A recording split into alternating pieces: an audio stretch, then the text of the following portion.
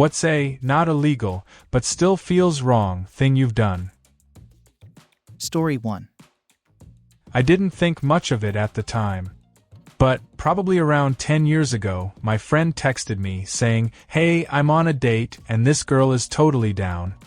But I told her we live together.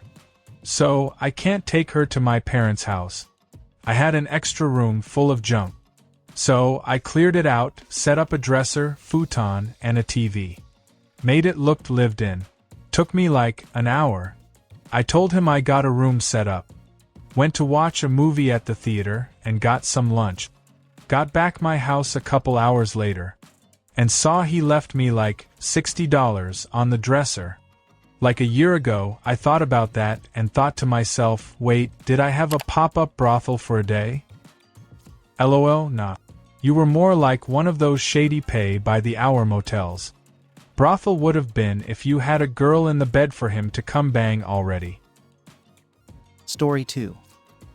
When I was younger, I'd meet up with couples I found on Craigslist. To have sex with the wife or girlfriend. Most of the time the guys were into it. Everyone enjoyed, and that was that. But there were a few times you could tell the guy talked their wife or girlfriend into. The second you started doing it, you could see the mistake on their face.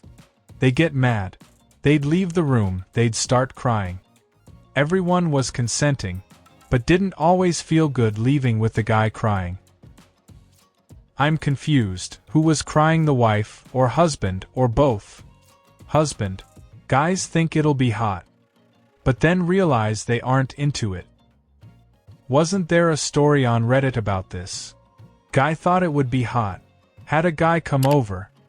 And right before the guy and his wife had sex, he suddenly realized that he always pictured himself as the other guy in his fantasy. I've only seen it mentioned, but never saw the actual post. Which is, cuck isn't a good insult. Cucks love getting cucked. When you're unwilling, you're not a cuck. You're being cheated on. Or at best, getting netterard. Which is 100 million times worse than being a cuck.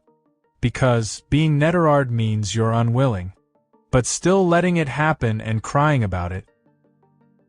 The modern version of the insult is based on the idea that being a cuck is not manly in the extreme. That either it's being tolerated because you're weak, closer to the original meaning of cuckold, or you're into it because you're so submissive or weak that you get off on being shamed. It's not a very good insult for people who are into it. But it sadly remains a very effective insult for people who are not into it. Story 3. I had sex with a woman and never contacted her again. We met randomly at a bar, and at the end of the night she was like, "So, am I coming home with you? Or are you coming home with me?" I went home with her, and we smushed booties. We didn't even exchange numbers until I was leaving the next day. She gave it to me, and said to call her if I ever wanted to hang out again. I honestly didn't, because we didn't really have anyone in common. From how everything went down, I thought it was a one-night stand situation. My first. She never contacted me, and I never contacted her. I didn't even think about it. Then we bumped into each other at the same bar again months later. I was outside talking to my friend. The girl playfully punched me in the stomach. And I jokingly said something like, "We can set up a fight next Tuesday if you want." She walked like 10 feet down the sidewalk, and turned around. Then she yelled at the top of her lungs, "So, you're just going to duck me and never call me again?" I was shocked, and didn't know how to respond. So I just shrugged. The people around me giggled, and she left. Story 4. Slept with another man's wife. They were in an open marriage.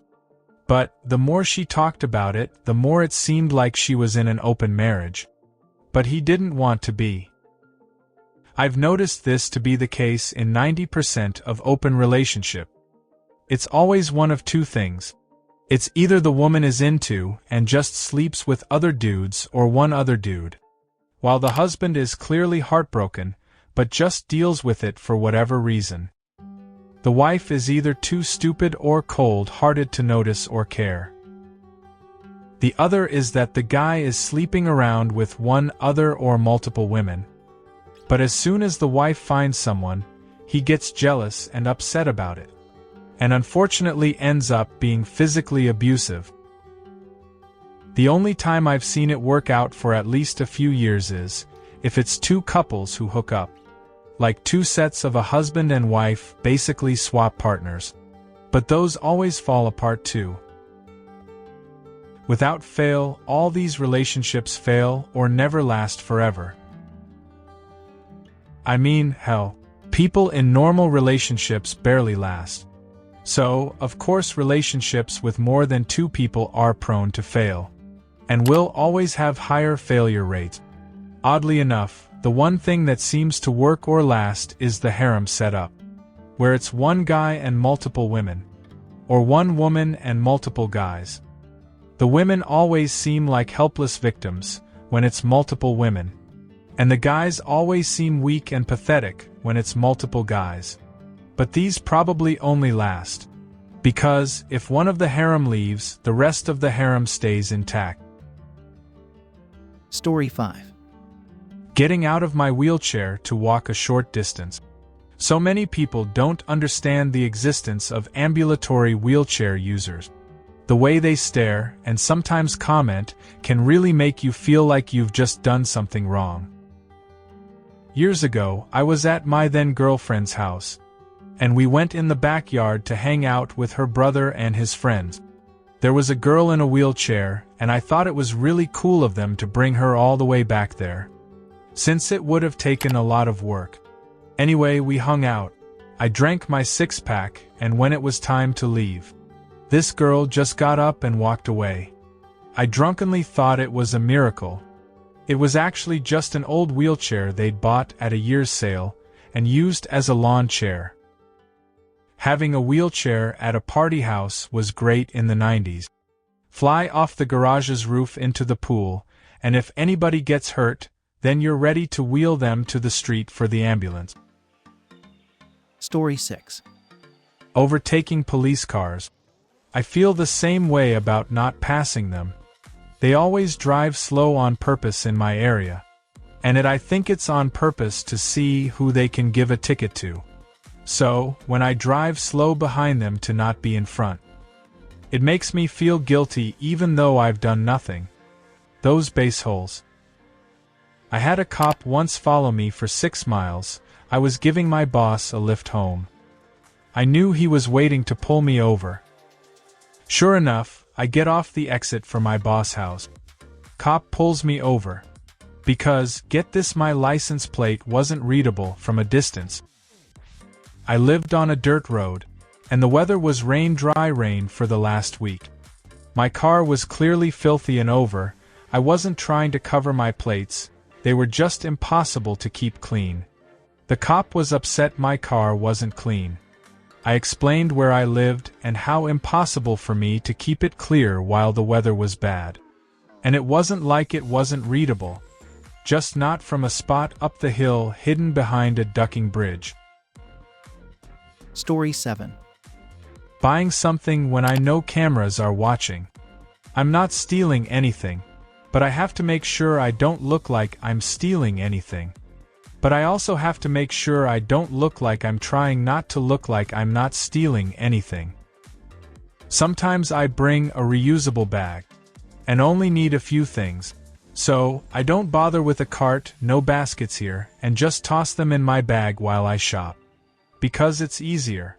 It feels like anyone who sees me would just assume I'm stealing it. If you enjoy our channel, we'd love to invite you to become a member. Joining is easy. Just click the join button on our channel homepage or beneath any of our videos.